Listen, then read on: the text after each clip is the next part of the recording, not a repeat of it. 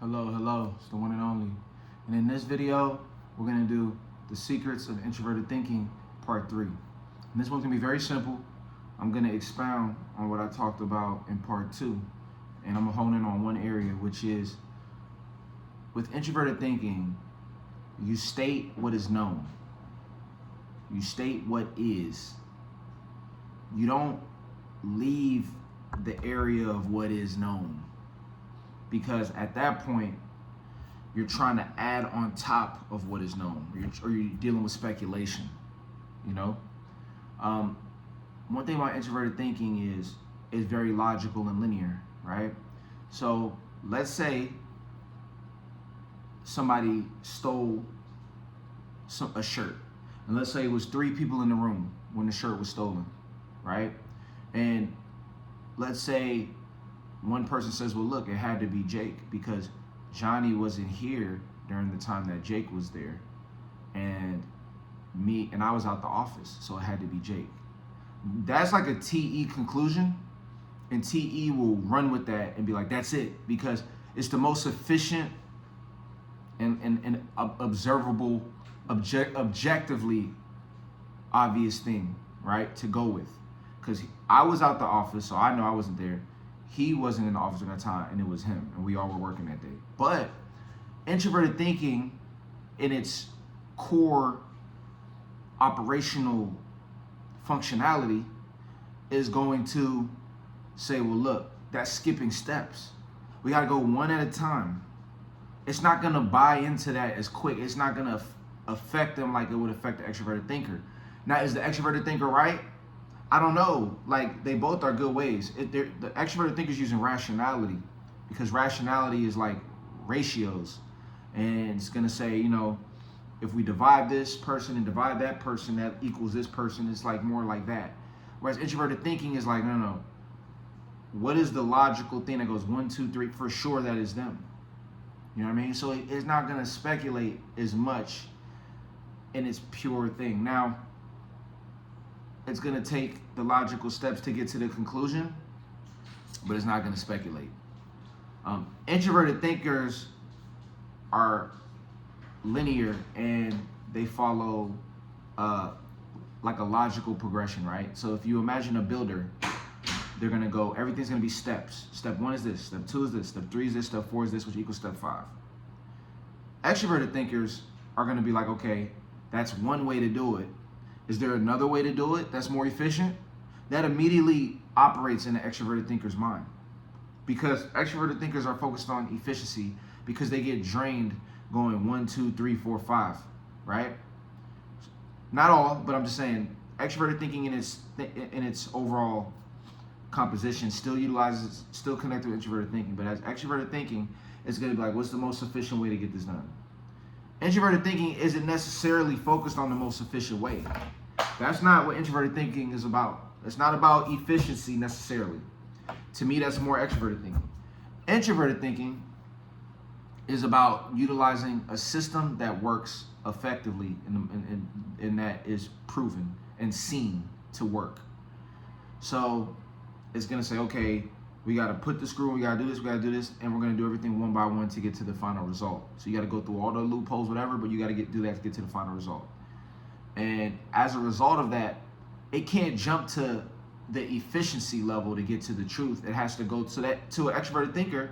Introverted thinkers can come off slow, because it could be like, you know, you're not getting what I'm saying because you're moving so slow, trying to go one step at a time. You're missing what's going on here.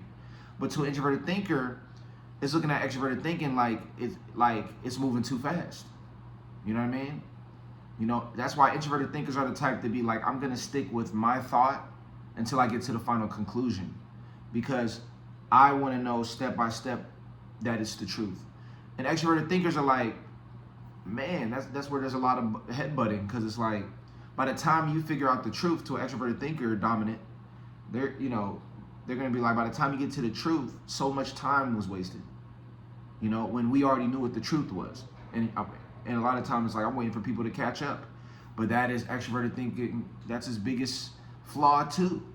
You know, I know ENTJs, INTJs, and they're notorious for jumping to conclusions.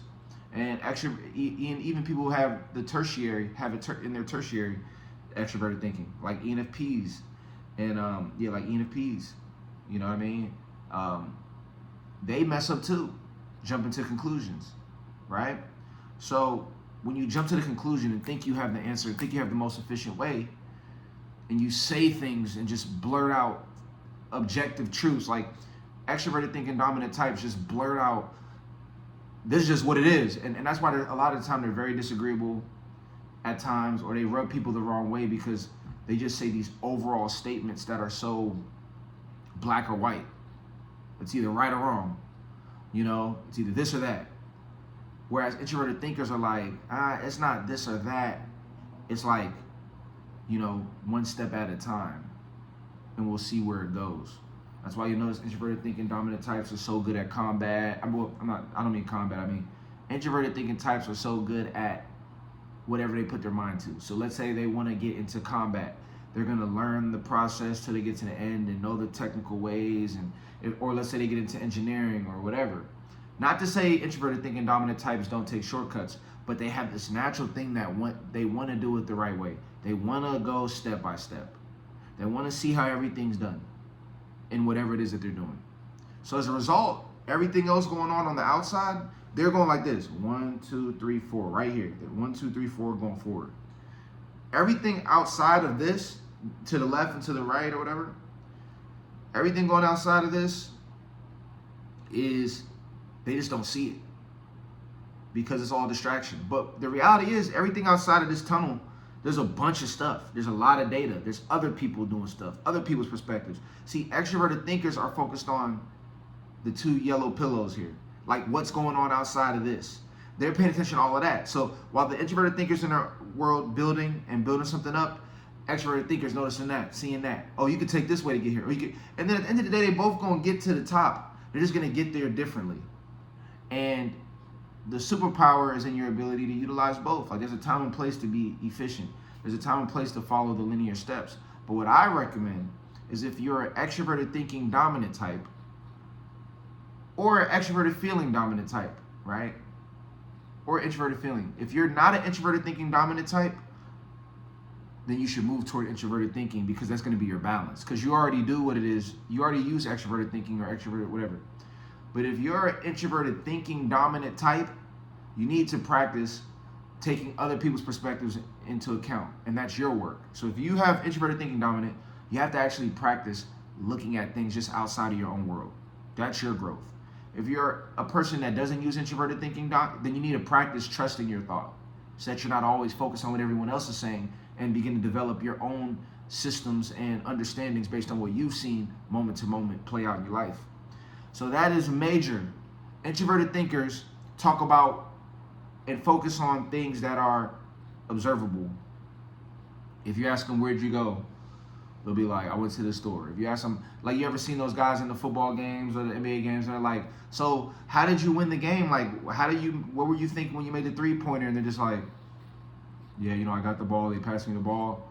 I shot the ball, trusted myself in winning. And you're like, damn, like, you couldn't say anything beyond that? Like, why do all athletes say the same thing? But a lot of it is because they're just stating what is. You know what I mean? And I understand there's INTPs and there's introverted thinking dominant types that have intuition, right? So they can maybe communicate more, but they only do that when they're talking about a specific subject that they really like, or when they're really going into a loop of whatever like thing that they're thinking about. But if you ask them generally, what's this, what's that, they'll give you just what it is that they're thinking. You know what I mean? And it stops there. You know what I mean? So, as I said in the last video, introverted thinking is stating what is. So that's what I mean when I say the observable.